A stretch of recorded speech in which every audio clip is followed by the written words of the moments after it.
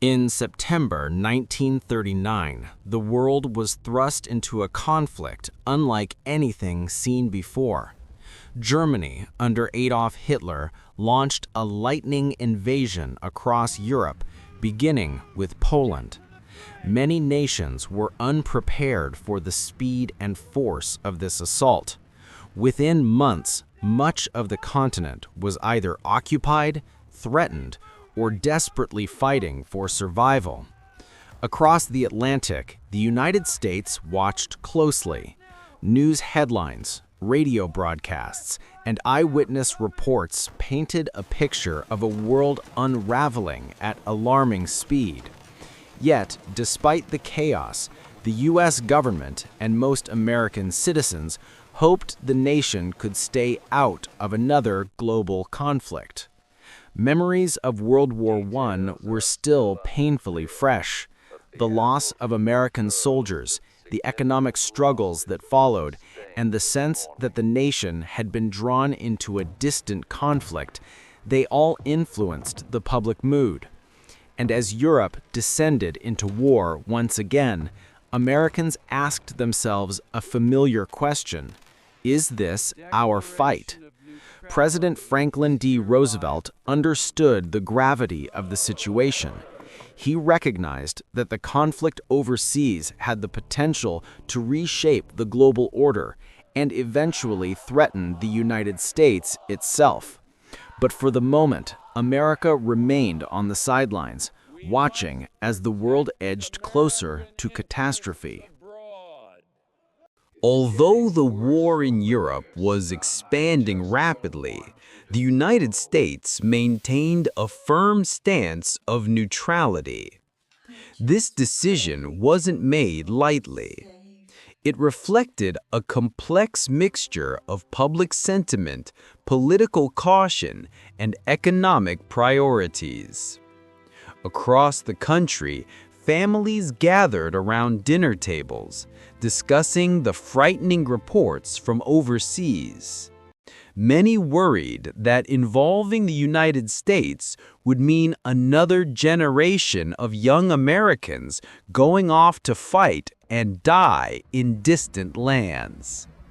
From 1935 to 1939, Congress passed a series of neutrality acts designed to prevent the nation from being drawn into foreign wars.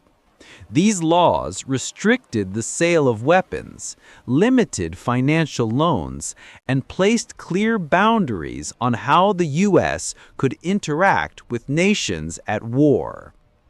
Yet neutrality didn't mean indifference. American leaders understood that if the Axis powers, Germany, Italy, and Japan, dominated Europe and Asia, the consequences would ultimately reach U.S. shores. Roosevelt tried to balance these concerns. He reassured the public that he would do everything possible to keep America safe and out of war. But at the same time, he quietly evaluated how the nation might respond if the conflict expanded further. For now, the official stance was clear. The United States would remain neutral, but neutrality was becoming harder to maintain with each passing month. As the situation in Europe worsened, Britain stood nearly alone against Germany's growing power. Supplies were running low, cities were under constant bombardment, and the Atlantic supply routes were increasingly dangerous. Roosevelt believed Britain's survival was essential for global stability. If Britain fell, the Axis powers would dominate all of Europe. So, despite the neutrality acts, the United States looked for ways to help without entering the war directly. In March 1941, Roosevelt introduced the Lend-Lease Act, a program allowing the United States to send food, weapons, aircraft, and other crucial supplies to nations whose defense was vital to American security.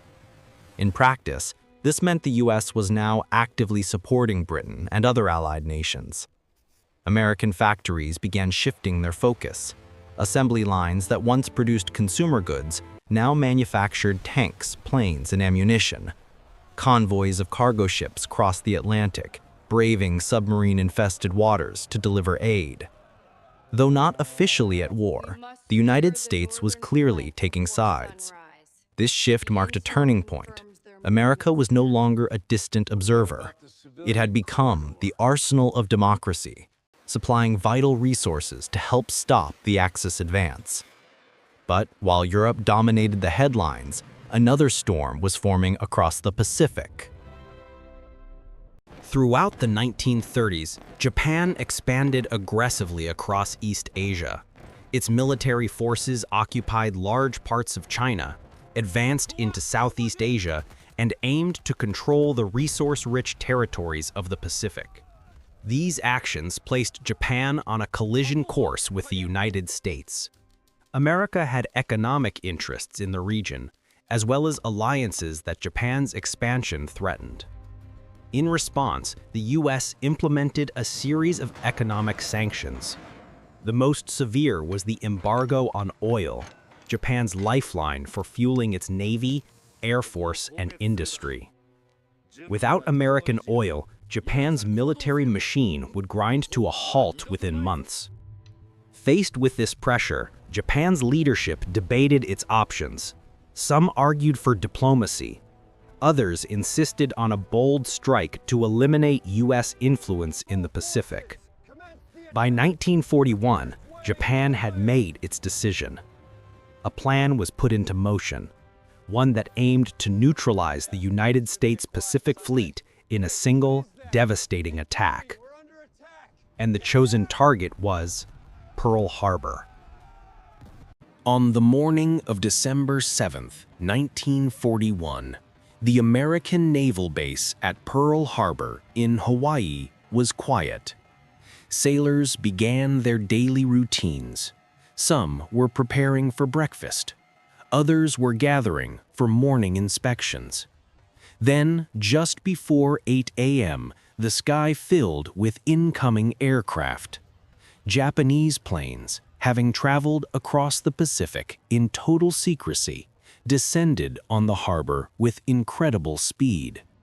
Bombs and torpedoes struck battleships, destroyers, and airfields. Iconic vessels like the USS Arizona were destroyed within minutes. Fires erupted across the harbor. Smoke blackened the sky. In less than 2 hours, more than 2,400 Americans were killed. The attack stunned the nation. It was a moment that reshaped American consciousness overnight. What had been a debate about intervention instantly became a unified call for action. The next day, President Roosevelt addressed Congress in a speech that would become famous. He described December 7th as a date which will live in infamy, and requested a declaration of war against Japan. Congress approved it within hours. Shortly after, Germany and Italy declared war on the United States. The conflict was now global, and America was fully involved. Once the United States entered the war, the nation mobilized on an unprecedented scale. Millions of Americans enlisted in the armed forces. Training camps expanded rapidly. Across the country, communities prepared to support a long and difficult conflict. American industry became a driving force behind the Allied war effort. Factories converted assembly lines to produce war materials. Automobiles, refrigerators, and consumer goods were replaced with tanks, aircraft, and munitions. Women entered the workforce in record numbers, taking on roles traditionally held by men. Their contributions became a symbol of national unity and strength. Scientific and technological innovation accelerated dramatically. Engineers developed advanced aircraft, radar systems, and other technologies that would help shape the outcome of the war. The United States wasn't just fighting on one front. It faced major battles in both Europe and the Pacific. But with its vast industrial capacity, growing military strength, and united civilian effort, America rapidly became a central force in the Allied strategy. With America's full entry into the war, the balance of power began to shift. In Europe, U.S. troops joined British and other Allied forces in major operations, including campaigns in North Africa, Italy, and eventually the invasion of Normandy.